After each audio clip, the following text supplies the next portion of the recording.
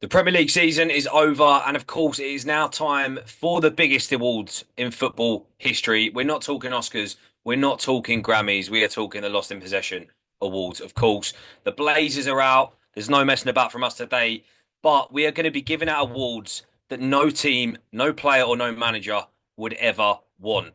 So forget your players of the season, forget your young players of the season, none of that rubbish. We are going into it today.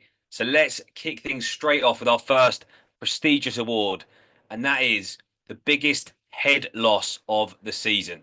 So the format for this, we're going to basically have we've all aggregated nominations, and we are going to reveal our winner. So, without further ado, Jamie, who were the nominees for the biggest head loss of the season? Obviously, throughout a long season, there are head losses. People getting out of their calm demeanours. But the three nominees today, and I think we've got some cracking ones, is Pep after the 3-3 draw against Feyenoord, where City were 3-0 up. And you saw in the interview after the head scratches, the nose cut, everything. That is definition of actual trying to lose his own head. Also, into the second nominee, we've got Ange just before the Europa League final coming out. I am not a clown to journalists who tried to call him that in the paper just before. And then finally, and not least, we've got Arsenal fans who try to celebrate getting more points than Liverpool in the 23-24 season, rather than Liverpool, the actual champions of the 24-25 season.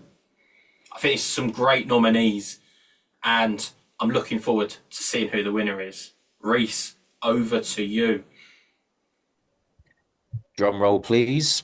Right, that's it. Now, the winner is Pep Guardiola following his scratching of the head and very strange comments after the 3-3 draw against Feyenoord. Hey, congrats, Pep. Your The awards award in is the in the He post, said he mate. post. was trophyless this season. He was not in the end. He's got Not one of our anymore. awards coming in the post, of course. No, look, that was a great moment. Obviously, not for you, Jamie, but it was, yeah, it was something we've not seen for so many years to see a genuine breakdown of one of the greatest managers of all time, who barely puts a foot wrong. So, yeah, great head loss, great moment. Um, but let's move on to the next award. So we have the worst quote of the season. So this could be managers, players, what have you. Um, Reese, read out the nominees.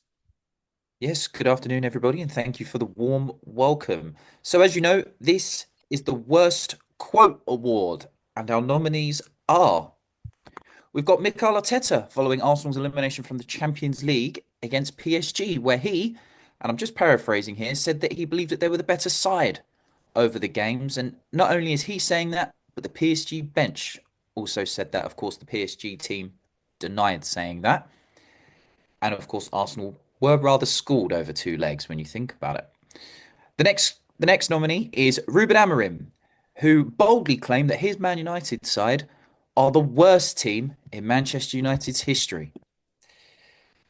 Yes, he's probably not far wrong anyway.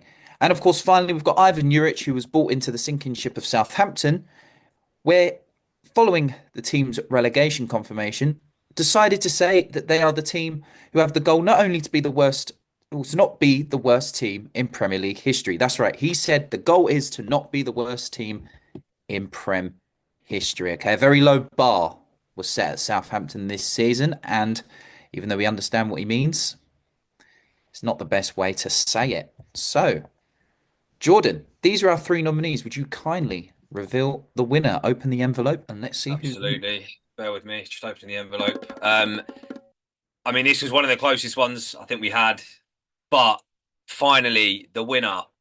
They've finally got something to celebrate this season. It is Southampton. It is Juric.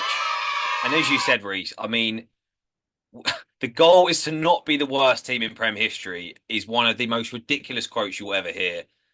When that is your bar, when that is your standard, why are you even in the game? Like, let alone being a manager. Like, I know it's been a rough season, but come on. You cannot be saying that. It is just embarrassing. Inspiring stuff, really, isn't Yeah. it? Like, how'd you come up with quotes like that? I understand the point was not to get the least amount of points in Premier League sort of history over Derby.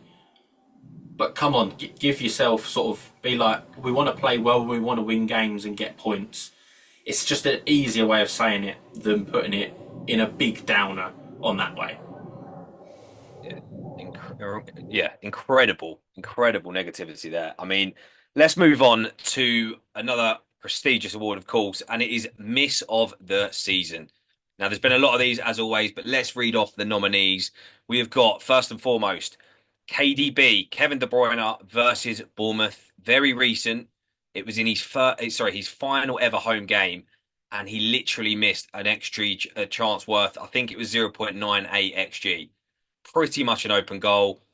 Critics will say, or sorry, not critics, City fans will say it was a bobble, but it was terrible. It would have been a great way to sign off at the Etihad.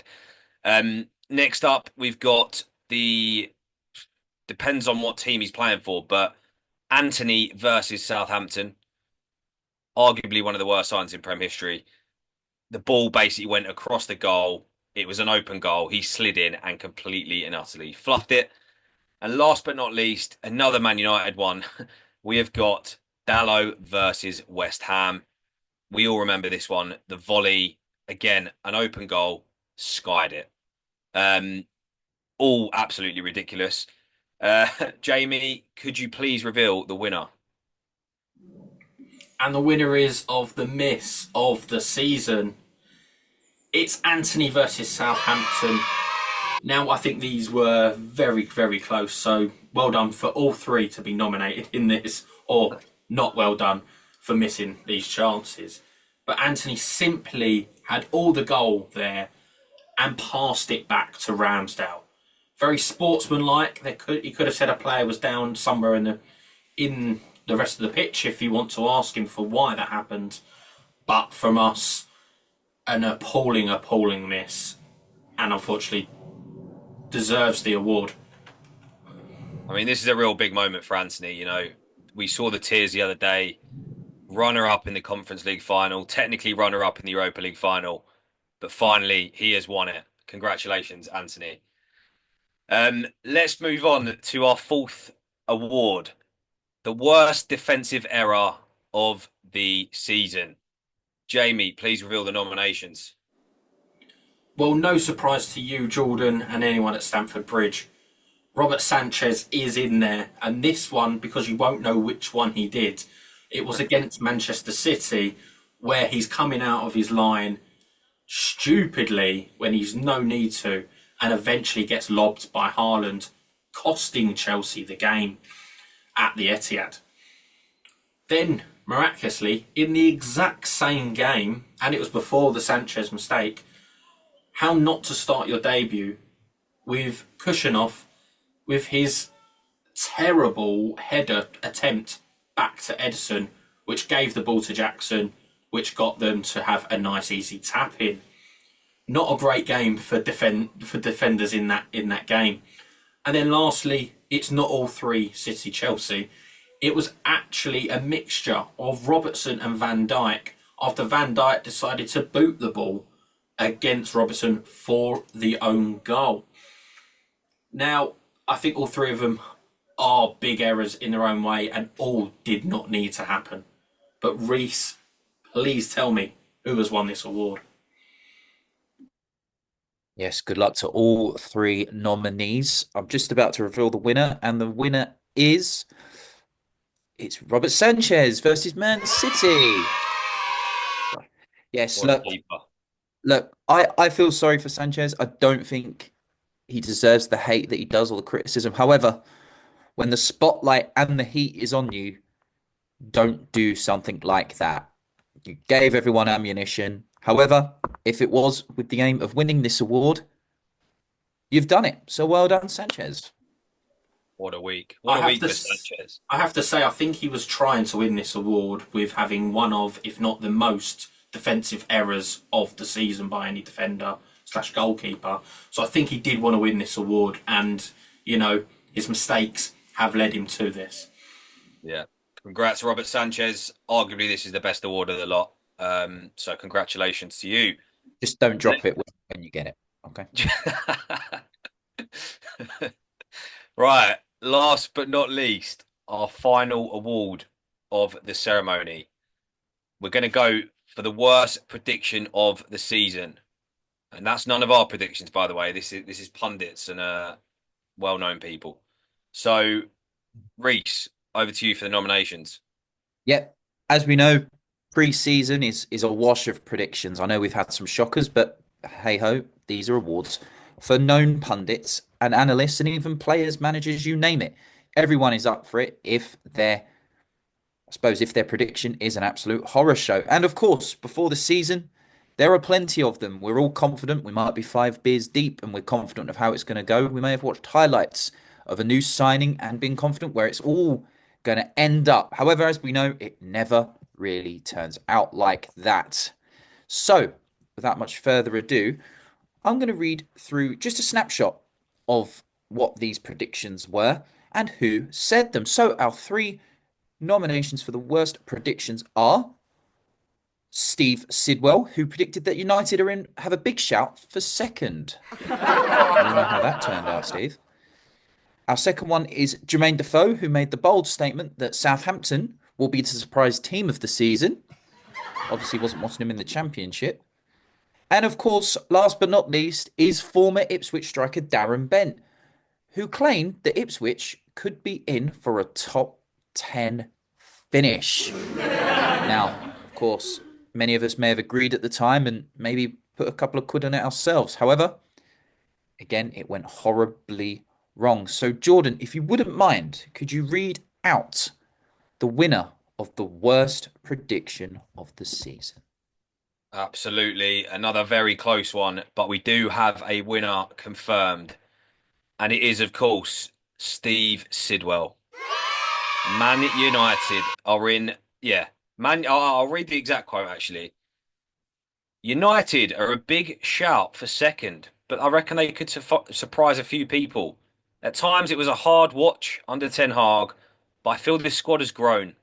And with some shrewd signings like Dalot, I think it could propel them higher. Wow. Steve, maybe do give up the day job. Because as we know, it did not turn out very well. Makes me feel better. Adam to finish fourth, I think. Yeah, to be fair, I think no one put them as 16. And on that note, actually, that's a nice segue into our next episode because we will be reviewing how badly we got some of our predictions wrong as well. So yeah, if you have liked this award ceremony today, of course, make sure you're subscribed and check out our next episode coming very soon. But that is all we've got time for today. As I said, the winners will be presented with their trophies at some point. Um, if you do disagree with what we've said or you think we've missed some nominations, hit us up in the comments below. But as always, like, comment, and subscribe. You know the drill.